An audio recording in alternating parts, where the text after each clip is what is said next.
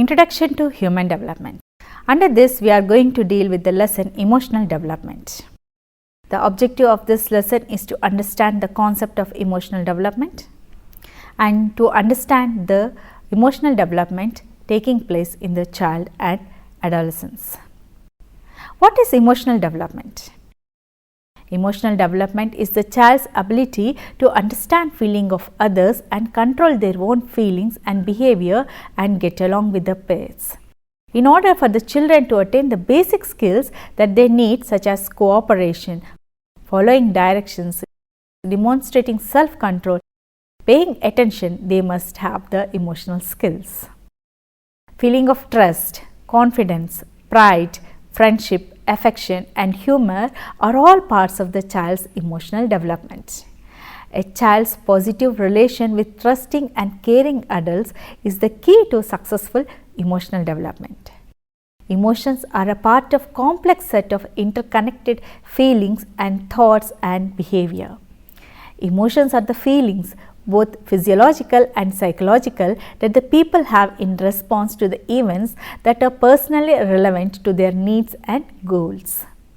The word emotion is used to imply a system of feelings instead of a single feeling. It is used to describe certain behaviors like fear, anger, joy, disgust and affection. Emotion is related in some ways to motivation as an energizer of behavior, and emotions can be classified into fear, anger, affection and others.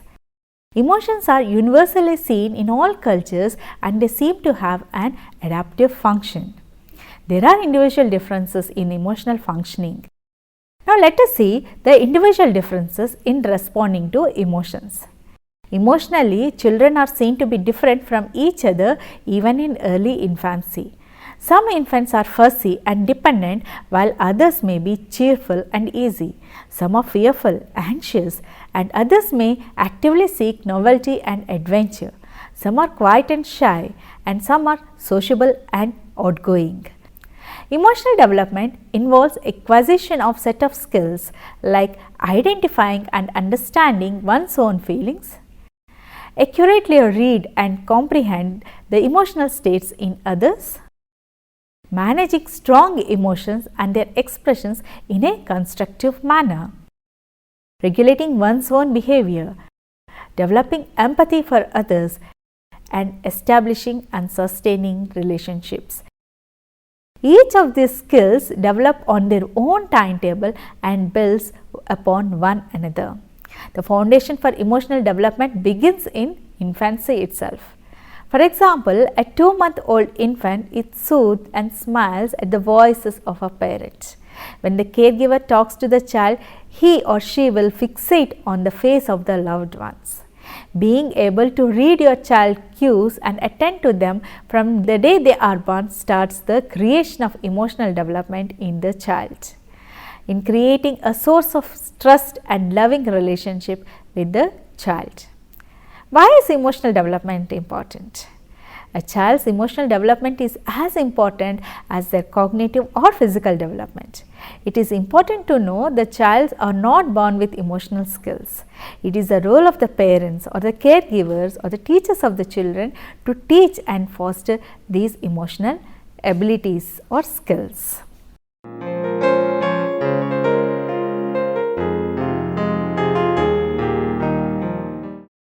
The modern concept of origin and development of emotions were proposed by Bridge.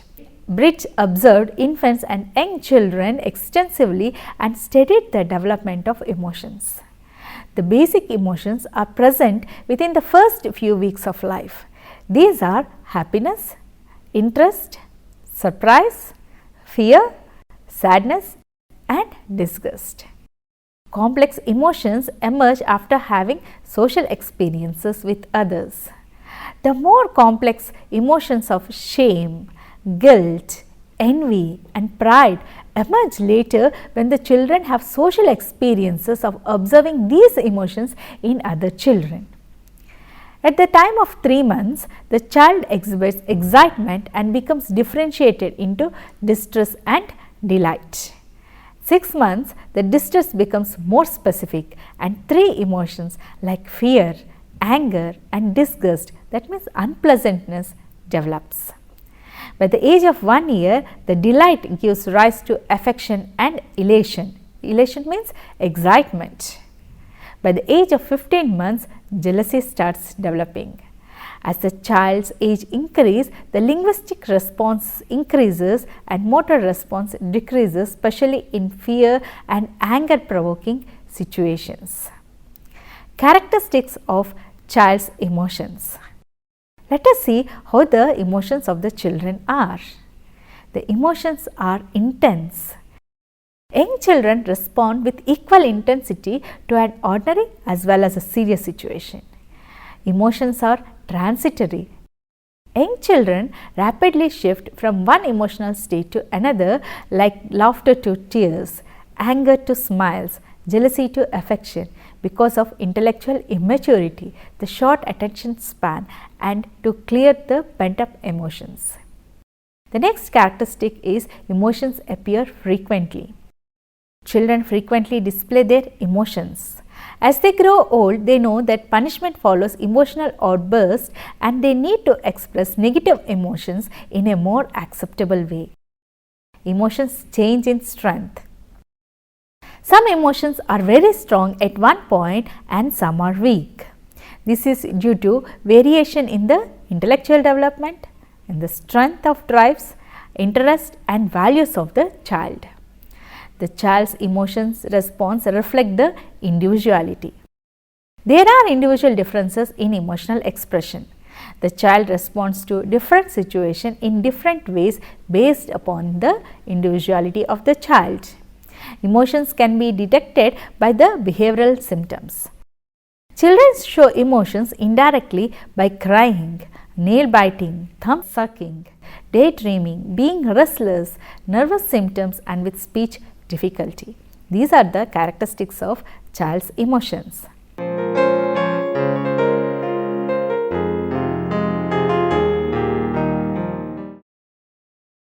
At birth, the first emotion that is evident in the newborn is general and undifferentiated type of response, that is excitement. This behavior changes to some specific type of emotional response.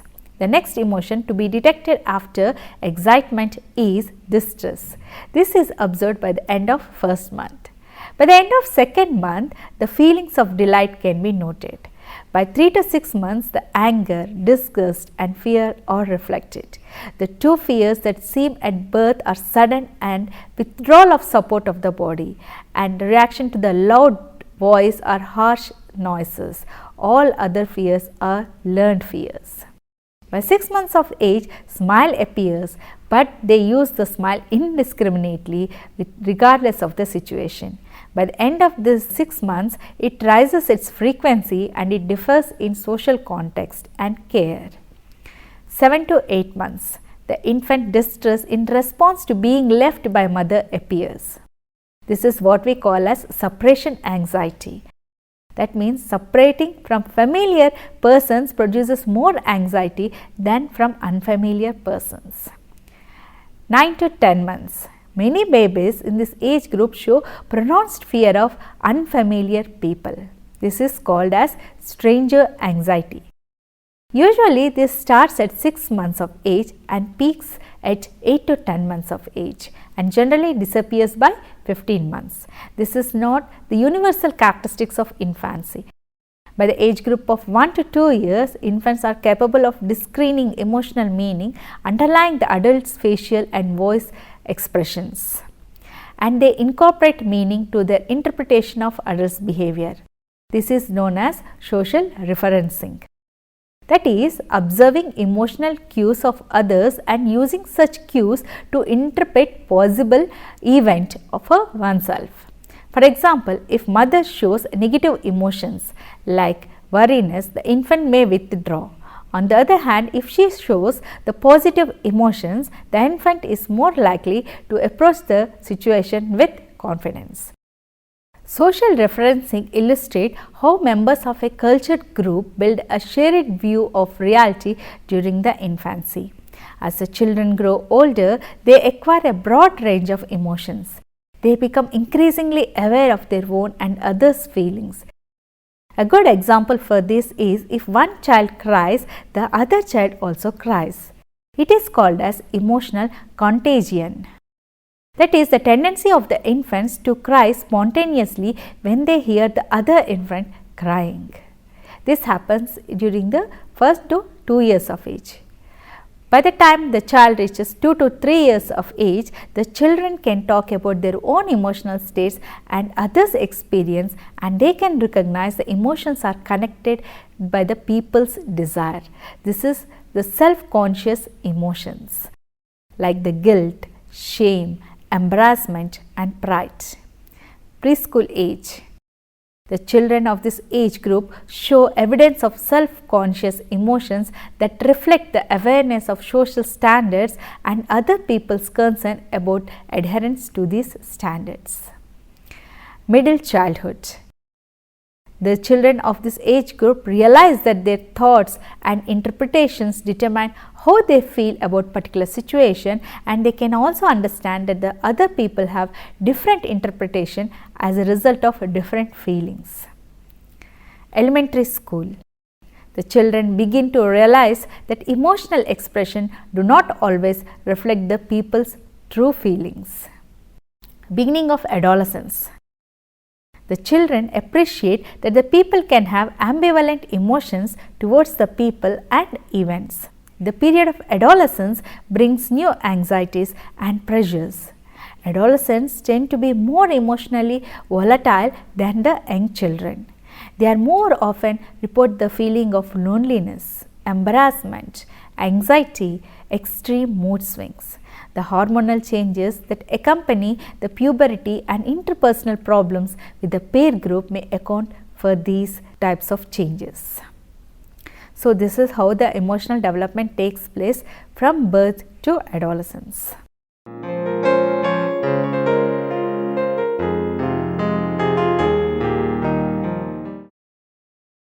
Love. Among the positive integrative emotions, love and compassion are most important. Love has very special significance for adolescents.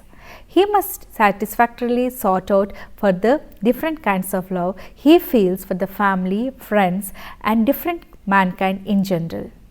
Love may be active, promote another's welfare, or it may be passive, simply accepting love behavior, or it may be mutual. Love is a compassion which involves with others who are in distressful experiences like the sorrow, shame, fear or despair.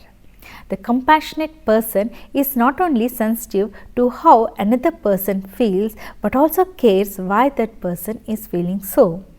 The adolescent's acquisition of the capacity for compassion depends on his experiences and adjustments. Exposure to experiences is necessary to permit him an intelligent comprehension of the situations to which the different persons have different reactions. Shyness. Shyness is more manifestation of feelings of inferiority than an emotional state. The shy person feels self-conscious when he is in group and withdraws himself. He has no confidence in his own social qualifications and fears exposing himself to ridicule. There are several reasons for manifestation of shyness. Because it is a socially oriented age, the adolescent desperately wants to prove himself and becomes more sensitive to failure. And another reason is overprotective parents. The problem of shyness can be solved best within the context of social situations. The shy adolescent should have simply ample opportunities to participate in group work which can divert his attention from himself, and to develop special talents or interests or skills which build his feeling of ego and boost his self-confidence. The next emotional state is feeling of guilt. Guilt is feeling of wrongdoing when a person sees his own actions as having violated what is right, ethical or moral in a certain situation. He feels guilty and sense of guilt is painful. Adolescents often experience the feelings of guilt in areas of conduct within the social expectations. Fears.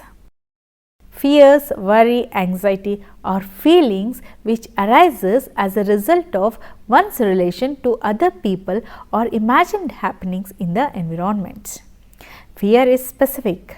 It impels actions to escape an immediately threatening situation, and whereas anxiety is less threatening but makes the individual to feel help and lacks the capacity to cope up with the threat. The next emotional state of adolescence is worry. While fear subsides when the fear stimulus is removed, worry involves the repeated mental rehearsal of the fear-producing situations. Worry is non-adjustive and involves continuously increasing tension, which further reduces the individual's capacity for action. Worry involves fear, anxiety and tension in a complex state of mind. Adolescents are susceptible to many worries over the choices of vocation, the school or college, work, relationship with other people. Research studies reveal that adolescents' worry is centered around their weight, their postures, their studies, examination grades, expressing self, opportunities and friendships. The suggestions may help the teenager worrier to overcome his problem. They are allotting some time to consider his problem, to confide in someone he trusts and talk to it, to obtain full and authentic information concerning his difficulties, to seek professional help if he is not able to overcome worry.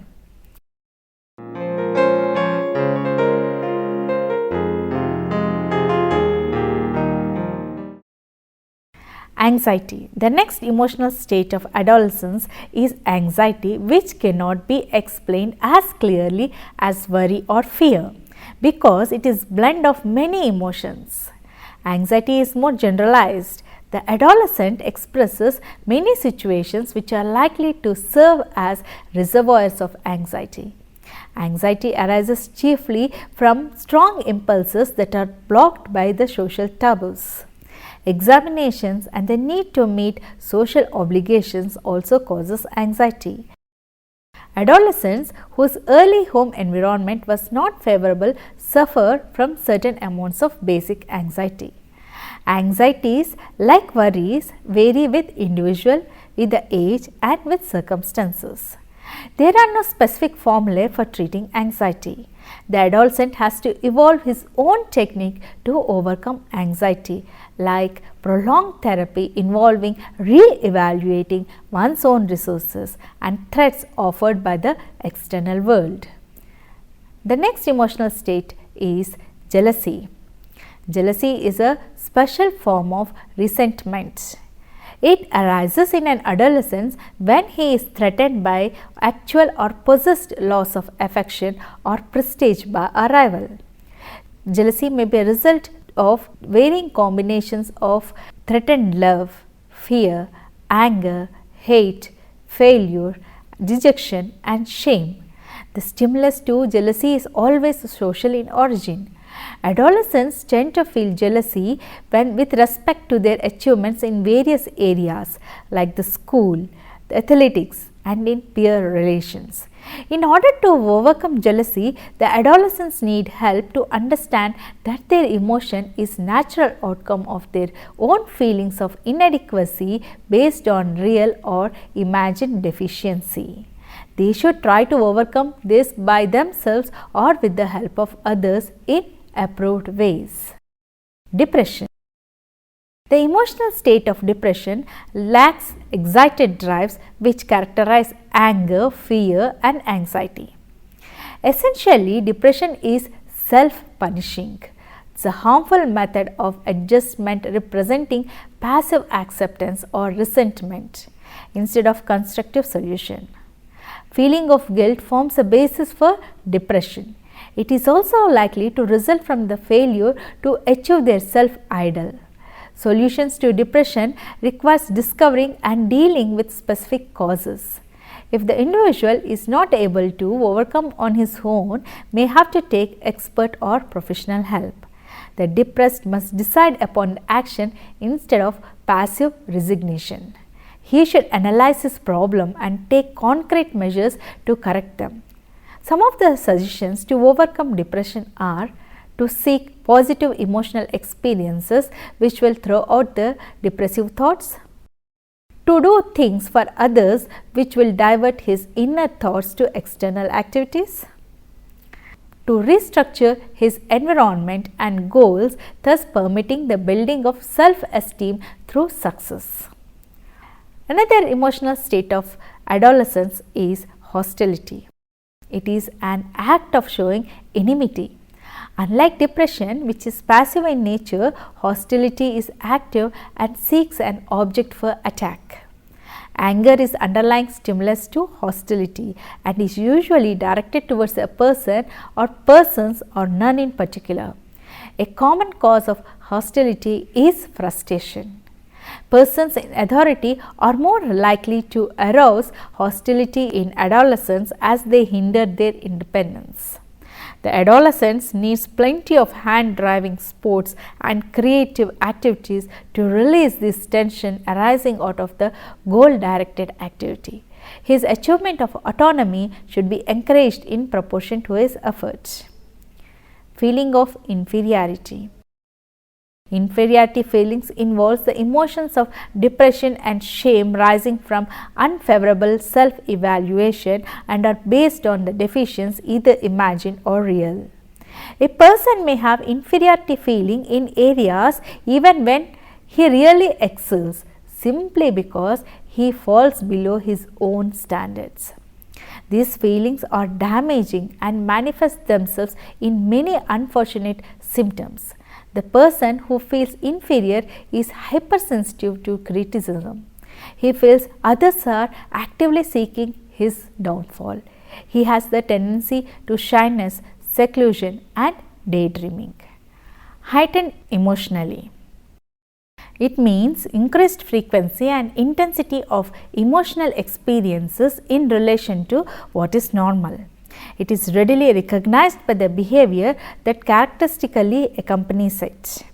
It is unpleasant one marked by moods and rages which come and go with greater and lesser violence. If it is pleasant one, the adolescent will be walking on clouds and singing, offering to help people, saying pleasant things to everyone. There is always some nervous tension accompanying the heightened emotionally. So, these are some of the emotional states which are common to adolescence.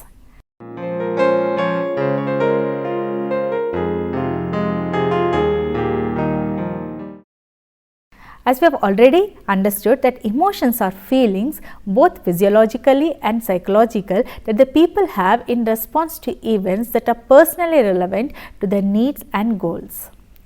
This is an important in guiding behavior. Emotional state energizes the thinking and acting in ways that are often adaptive to the circumstances. Some common emotional states during adolescence are happiness, anger, fear, anxiety, etc. These are the means to vent excess energy. Instead, help individuals to redirect their actions and relationships. Emotions are universally seen in all cultures and they seem to have adaptive function. Individual differences could be the result of both biological, that is temperament, gender specific hormones, and the environment like socialization by parents, peers and culture. Emotions develop in several ways. For example, in children and adolescents can increasingly regulate their emotion in ways that are both societally acceptable and personally effective. Dealing with emotions of the students is an important part of teaching. Parents and teachers need to be alert towards the adolescent emotional development. Emotional maturity. Emotional maturity is characterized by readaptation of solutions to meet the changing demands and establishment of relationship between self and environment. It permits a manner of self-actualization taking into account social welfare and external realities. Emotions appear in a pattern varying with situations. Developmental changes in emotional functioning. As the children grow older, they acquire a broad range of emotions. They become increasingly aware of their own and others' feelings. Their emotional development is characterized by these trends. The children become increasingly sophisticated interpreters of emotions. The children expand their repertoire of basic emotion to include self-conscious emotions. The children and adolescents gradually learn to regulate their own emotions. The adolescence brings new anxieties and pressures. From the early days of infancy, the children respond to emotional state of others. This is known as emotional contagion. For example, as we have already seen, if one baby or infant starts crying, the other baby also cries. During the first 2 years of their life, the children are able to monitor others' emotions, particularly their parents or the trust caregivers. This is known as social referencing. With age, the children become able to read the people's facial expressions. Later on, they become more thoughtful about emotions. They talk about emotional status that they and others experience and realize that emotions are connected to people's desires. By middle childhood, they realize that their thoughts and interpretation determine how they feel about a particular situation and that other peoples have different interpretations or different feelings. By upper elementary grades, the children begin to realize that emotional expressions do not always reflect the people's true feelings. By the end of middle childhood or at the beginning of adolescence, they appreciate that the people have ambivalent feelings towards the people and events. So, today we have seen what is emotional development. We also understood that the children are not born with emotions. They are learned through the adults or the people in their immediate environment. We also learned that emotional development is as important as cognitive and physical development. Next, we moved on to see how the emotional development takes place from birth to adolescence. We also understood the characteristics of the emotions, like emotions are intense, emotions are changes frequently in children. Then we have understood how emotions are taking place in adolescence. We also understood what are the common emotional states of the adolescents and how they can overcome the negative emotions. Hope you have enjoyed this lesson and understood it. Thank you.